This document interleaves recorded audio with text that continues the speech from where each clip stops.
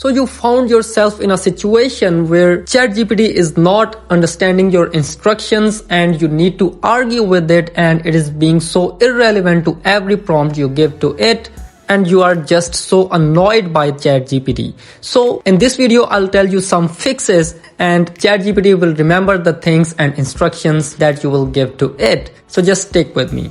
For example, I started a new conversation and let me tell you some fixes. The very first thing is people think that they are so clear to ChatGPT, but in many cases they are not. Let me tell you the basic thing. The very first and foremost thing is the quality of input determines the quality of output in case of these LLM models on which ChatGPT is residing, which means you need to be as much clear as you can from the very first prompt. Just follow this template. This is a very basic template. You can adjust it according to you. You have to mention its role, that what it is gonna do and what ChatGPT should act like. I'll clarify it more in just a minute. And next you have to tell me the thing that you need, and next you have to determine what you do not need from ChatGPT and what you do not want it to do. And let's now fit something in this template.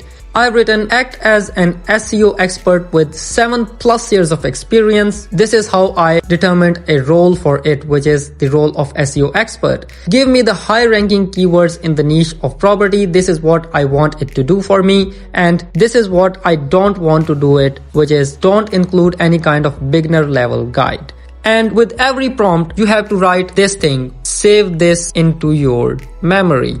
And you can also write this thing, update your memory or something else like this. And now when you are clear about your goals, your output should be according to your needs. But if somewhere ChatGPT derails, what you have to do is you have to write something like, no, you misunderstood. It's not like, here you have to mention the thing that it didn't do right, say it, do it like this. And then write update your memory or save it into your memory.